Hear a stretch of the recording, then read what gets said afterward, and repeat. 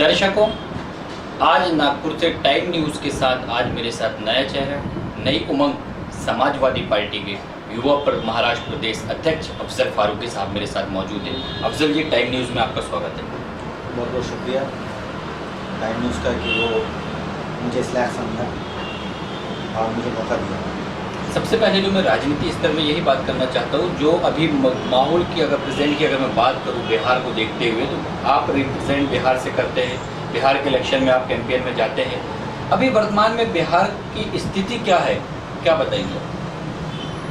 बिहार की जनता बदलाव के साथ में है। जो आज से 10 साल पहले जो बिहार के अंदर में गवर्नमेंट थी, उसने कुछ भी विकास नहीं किया था। नीतीश कुमार ने विकास किया है और बिहार की जनता विकास के साथ जाएगी।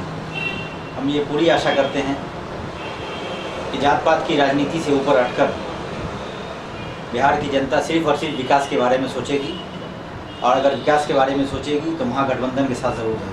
लेकिन अभी की अगर वर्तमान की कैंपेन की मैं बात करूँ, पब्लिक मीटिंगों की बात करूँ, तो विकास के मुद्दों को हटा दिया गया है, सिर्फ जात पात ही किया जा रहा है। भारतीय जनता पार्टी की तरफ से बोला जाए या दूसरी अन्य पार्टियों की तरफ से बोला जाए, एक जात पात को लेकर आपको ये नहीं लगता कि बहुत ज़्यादा इस बार बिहार इलेक्शन पे खींचताना एक दूसरे को कर रहे हैं? ये बड़े अफसोस और बड़े शर्म की बात है। हिंदुस्तान की राजनीति का जो स्तर है या हमारी सोच जो है बहुत नीचे दर्जे तक चली गई है। हम हिंदुस्तान के विकास की बात नहीं सोच रहे, हम सिर्फ जात की राजनीति, भाषा की राजनीति, अलग अलग प्रांतों की राजनीति, इस तरीके से करके भारत माता जिसको हम लोग कहते हैं, जहां हम लोग बसते हैं, उसके साथ नाइंसाफ़ी कर रहे हैं। ऐसी राजनीति नहीं होना चाहिए। लेकिन बिहार के अंदर में आप जो कह रहे हैं, इस बात में सच्चाई है कि राजनीति का स्तर गिर गया है। लोग जात की राजनीति, भाषा की राजनीति करने लगे हैं। लेकिन मुझे लगता है कि बिहार की जनता जो पिछले कई सालों से जिसने विकास नहीं देखा था, जिसने रोड नहीं देखा था, इंफ्रास्ट्रक्चर के मामले में बिहार बहुत पीछे था, क्राइम के मामले में बिहार बहुत आगे था, इन सारे मामले को देखते हुए मैं बिहार की जनता से ज़रूर इस बात की उम्मीद करूंगा तो विकास की तरफ जाए। आपके कहे मुताबिक अफजल जी, नीतीश कुमार बहुत अच्छे विकास कर रहे हैं, बहुत अच्छी रोटे बना रहे हैं, क्राइम को कंट्रोल कर चुका है। आपकी सरकार यूपी पे है, क्राइम को कंट्रोल क्यों नहीं कर रही है? देखिए, हमारी सरकार उत्तर प्रदेश बहुत बड़ा प्रदेश है, और एक छोर दिल्ली से लगा हुआ, दूसरा छोर राजस्थान से लगा हुआ, तीसरा छोर मध्य प्रदेश से लगा हुआ, चौथा छोर बिहार से लगा हुआ। होता क्या है, कोई क्राइम करके तुरंत यूपी से बिहार, बिहार से मध्य प्रदेश से यूपी, यूपी से दिल्ली, इन सारे इलाके को कंट्रोल कर पाना आसान काम नहीं है। लेकिन दूसरी सरकार से अगर कंपैरिजन किया जाए तो अखिलेश जी बहुत अच्छा काम कर रहे हैं, अखिलेश जी पूरी कोशिश कर रहे हैं। लेकिन बदकिस्मती ये है कि भारतीय जनता पार्टी वहाँ अपना पैर जमाना चाहती है, और पैर जमाने के चक्कर में मैं भी 2-3 दिन पहले पेपर में पढ़ रहा था कि आरएसएस की 35% सदस्यता बिहार उत्तर प्रदेश के अंदर में बढ़ी है। मैं ये पूछना चाहता हूँ कि आरएसएस देश के अंदर में जो हर तरफ एक प्लानिंग के तहत काम करके पूरे देश को बर्बादी के कगार पे लेके जा रही है, उत्तर प्रदेश के अंदर में अगर 35% आरएसएस के सदस्य बढ़े हैं तो कुछ ना कुछ गड़बड़ी कर ही रहे। हर जगह वो कुछ ना कुछ छोटे बड़े क्राइम कर करके अखिलेश सरकार को, समाजवादी सरकार को बदनाम करने की चेष्टा कर रहे हैं। इस वजह से दिक्कतें आ रही है। अब बताइए, दादरी का कांड हुआ अभी, दादरी कांड में भी अमित शाह का कहना है कि अखिलेश सरकार ही ने ये काम कराया है, और अखिलेश सरकार का कहना है कि भारतीय जनता पार्टी ने कराया है। आने वाले इलेक्शन को देखते हुए इन्होंने तो मुजफ्फरनगर दंगा भी कहा था कि समाजवादी पार्टी ने कराया, दूध का दूध और पानी का पानी हो गया। दादरी में भी इंक्वायरी बैठी है, इंक्वायरी पूरी बात अच्छी तरीके से, कम से कम जो जुडिशियल है उस पर तो हम पूरी यकीन करते हैं, पूरी अच्छी तरीके से सही बात जुडिशियल की है वो हमारे सामने आ जाएगी।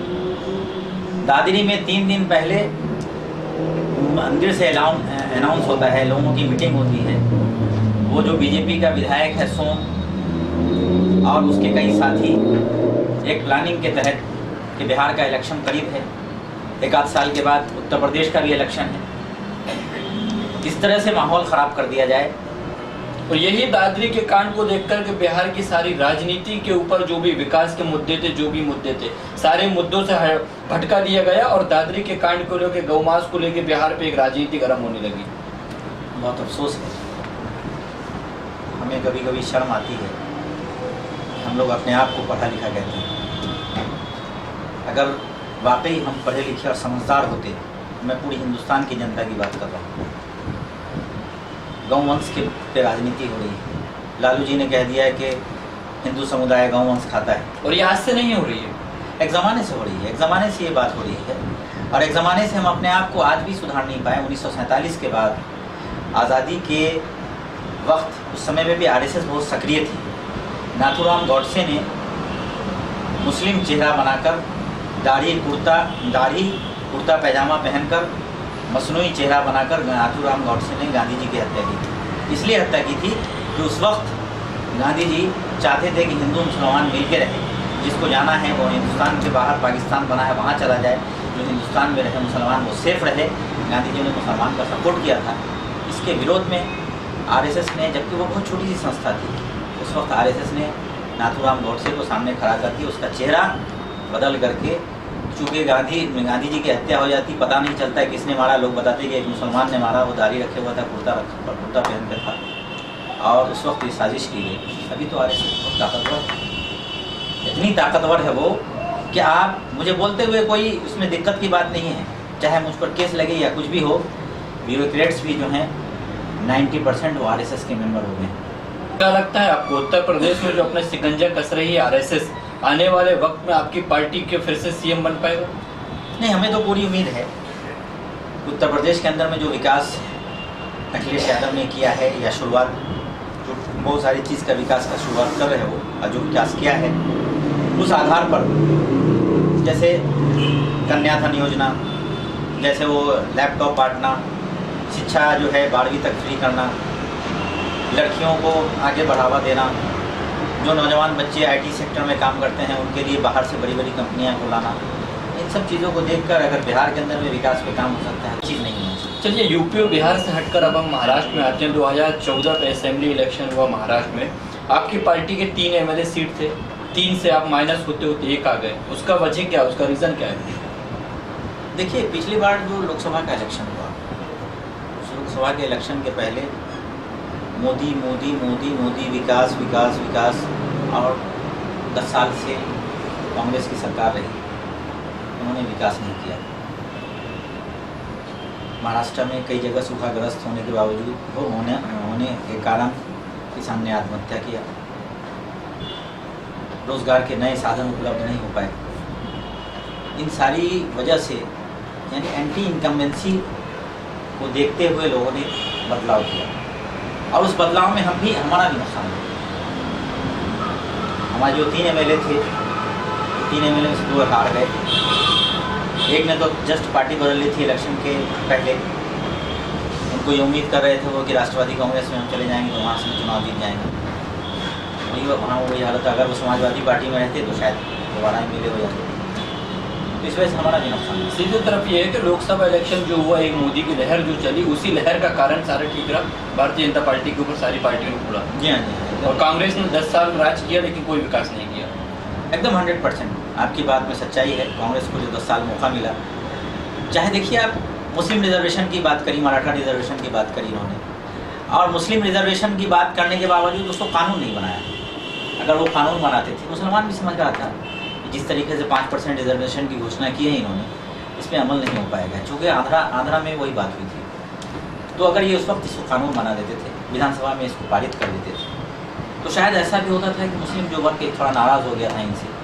तो मुझे कहते हुए कोई गुरेज नहीं है कि भारतीय जनता पार्टी की तरफ भी मुसलमानों के वोट अच्छे पड़े पिछली बार। आज दूसरी तरफ कहा जा रहा है कि हैदराबाद से निकल के जो असेंबली पे कदम रखे अकबरुद्दीन असदुद्दीन ओवैसी की पार्टी, आज वो कांग्रेस से मुसलमानों के वोट छीनकर MIM मजलिस इत्तेहादुल मुस्लिमीन में लाना चाहती। क्या आने वाले 2017 के नागपुर कारपोरेशन इलेक्शन पे समाजवादी पार्टी और MIM आमने सामने होती है, क्या फ़र्क पड़ेगा? नुकसान तो हो। किसका नुकसान होगा? क्योंकि आप भी मुस्लिम वोट छीनेंगे, वो भी मुस्लिम वोट छीनेंगे। जी हाँ, नुकसान दोनों का होगा। जब हम दोनों लड़ेंगे अलग अलग, हमारे मुद्दे एक ही हैं, तो यकीनी भारतीय जनता पार्टी का फायदा होगा। सबका नुकसान होगा, चाहे वो कांग्रेस हो, जो भी सेकुलर वोट है वो सारे सेकुलर वोटों का नुकसान होगा। रही बात जैसे आप कह रहे थे कि अकबरुद्दीन ओवैसी साहब ये वो मजलिस इत्तेहादुल मुस्लिमीन तब आंध्रा से आई और आने के बाद देखिए आप वोट बैंक की जहाँ तक बात करेंगे तो इनको फ़ायदा सबसे ज़्यादा मराठवाड़ा में और मुंबई के मुस्लिम बहुल इलाके में मिला। इनकी वजह से मैं ये भी बोलूँगा, मुझे बोलते हुए कोई गुरेज नहीं है, इनकी वजह से आज महाराष्ट्र में बीजेपी की सरकार बनी। लेकिन इनकी तो 2 ही सीटें हैं। 22 सीट पर इन्होंने कांग्रेस को नुकसान पहुँचाया। वो 22 सीट कांग्रेस और राष्ट्रवादी कांग्रेस की अगर जुड़ती थी। देखिए मुसलमानों को सबक सिखाना ज़रूरी था, इन्होंने सबक सिखाया, मैं इस बात की तारीफ़ करता हूँ। 22 सीट लेकिन इनकी वजह से नुकसान हुआ।